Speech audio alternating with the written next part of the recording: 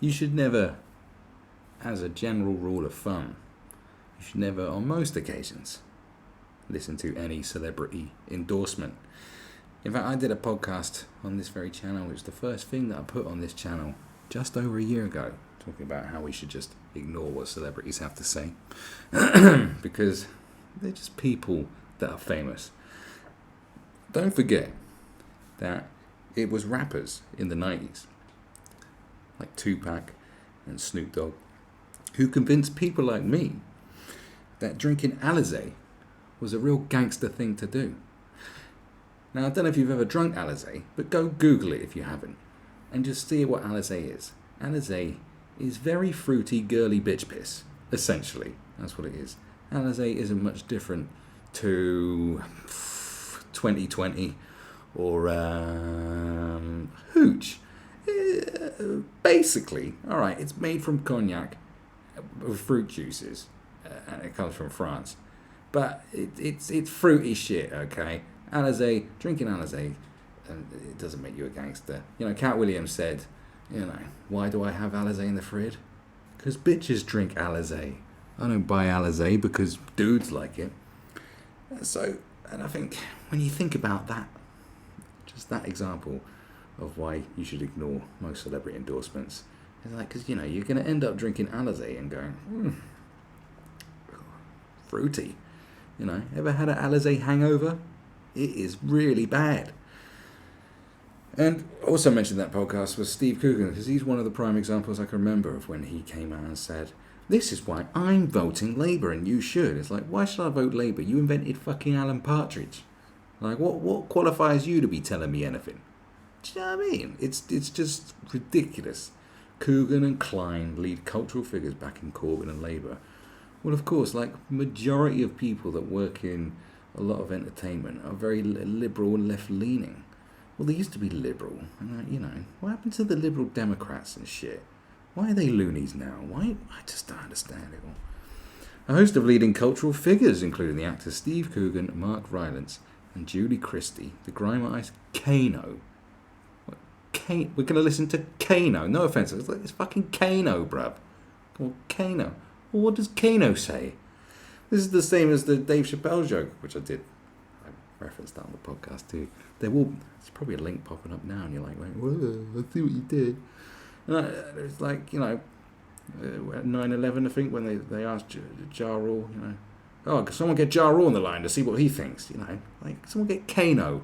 Can we ask what Kano thinks? Can we ask Julie Christie? Julie fucking... And the writer and environmentalist, just because you go to I love it, environmentalist. I go to some protests. I'm an environmentalist now, aren't I?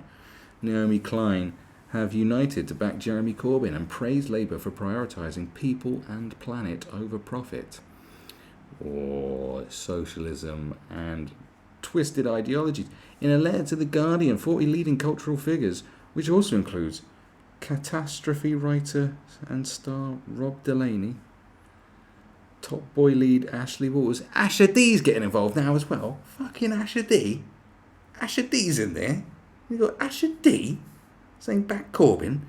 And the band Clean Bandit, I have no idea, encourage people to vote Labour, writing that the Conservatives will create a more unequal and divided society. I don't know. All I see from the rhetoric that comes out from left and right is very divisive. All I see is divisiveness on both sides. I don't know how they can sort of stand it and how people can sort of buy into it, saying, oh no, we stand for unity. Like, come on. Like, at this rate, like, you might as well vote in the Brexit pie. We are shamed by extreme levels of inequality, neglect and environmental impoverishment resulting from decades of neoliberalism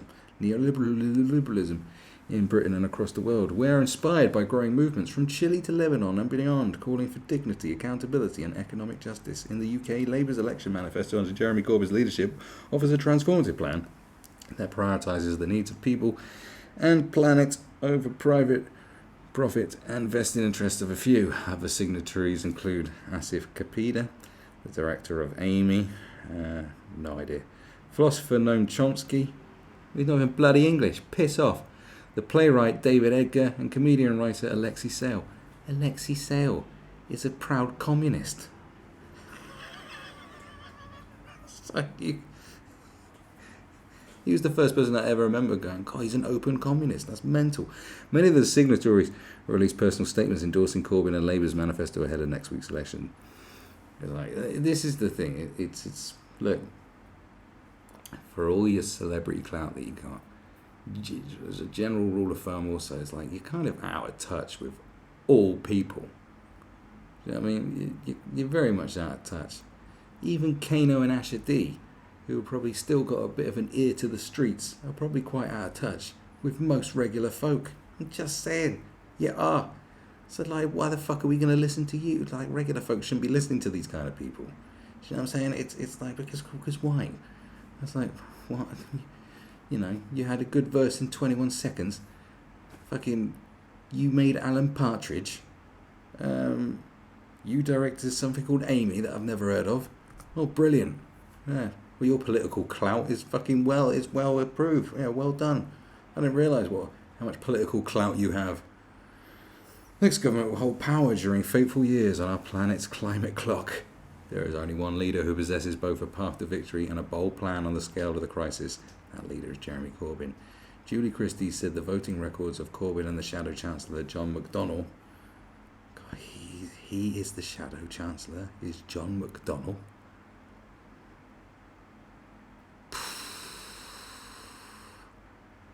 That sounds terrible. When you read it like that, it's like, yo, that's kind of scary. See, I'll tell you this. The Conservative government,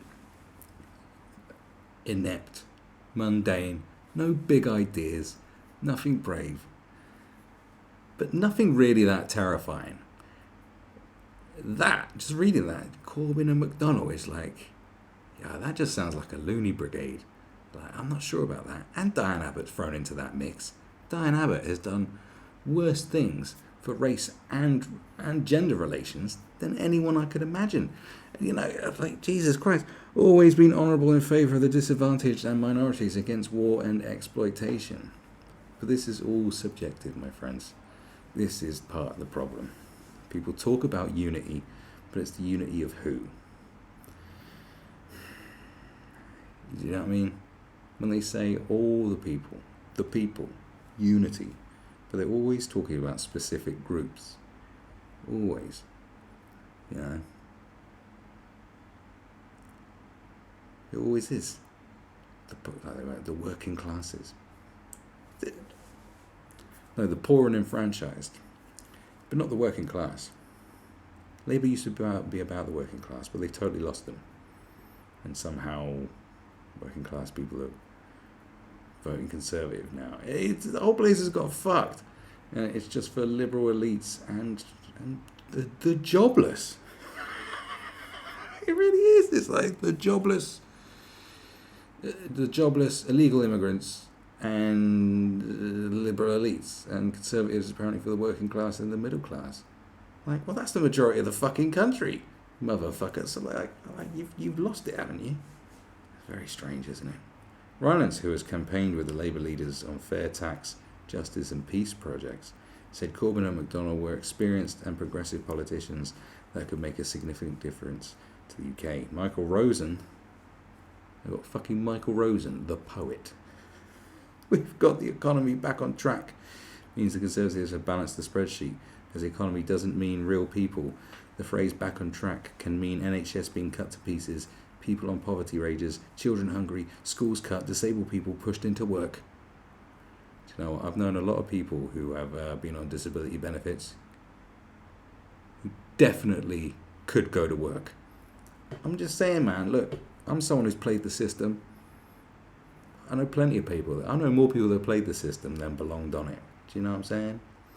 But just do. Come on. You know, it's like you're out there and selling drugs and then you get caught by the police. You're like, fair cop. You got me.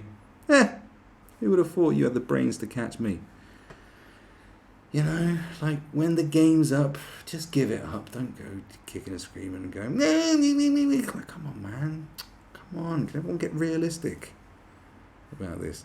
The way they describe it is like poverty wages. Yeah, in London, any wage is poverty wage in fucking London. Children going hungry, schools cut, disabled people pushed into work. They're making this sound like the 70s under Labour. And it's not. They're making it sound like, I don't know, fucking Estonia or something like that. Somewhere really crap. I don't know if Estonia is really crap. I just remember seeing a documentary where they found a dog girl there.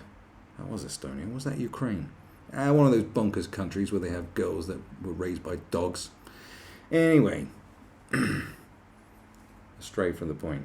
I don't care what a poet has to say. Do you know what I mean? I don't, what I was like, oh, celebrities endorse this. I don't care. Celebrities have too much clout as it is. Caitlyn Jenner, not Caitlyn Jenner. Who's the one who was born with a vagina? Kylie Jenner. Well, they're all K something. Kylie Jenner shouldn't have the kind of clout, in the business world where she can just tweet out or put an Instagram out that says, not a fan of the Snapchat filter, and have its shares plummet by almost billions. From that shouldn't happen. That shouldn't be a thing, right? Think about it. This stuff is very. It's stupid. Like, celebrities shouldn't have this kind of clout. We shouldn't listen to them. We really shouldn't. Let them stick to doing what they do best. And this is not it. It's tiresome. I should not have been alive. I shouldn't have been sober and awake. I should have been an intoxicated dream that Bono was sat at the table for the fucking peace negotiations in Northern Ireland. Like, that should never have happened. Why the fuck did that happen? Do you know what I mean? Tony Blair, really just gave celebrities too much clout at one point, I think, when he invited them to fucking Downing Street. Saying, oh, celebrities. It's just like, just calm it down, would you? This celebrity posturing is just... because I tell you what, Kylie Jenner could probably sway an election if all the people that looked up to her were old enough to vote. And who wants to lower the age of voting? Think about that. There's people out there, I'm not naming names, who want the age of voting to be lowered.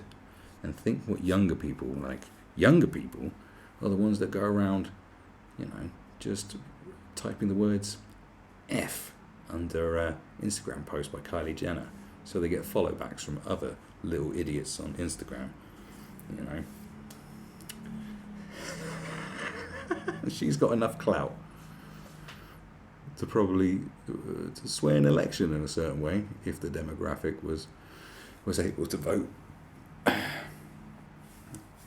Think about that, and then make your decision on who you should vote for. Hey, think about that, eh?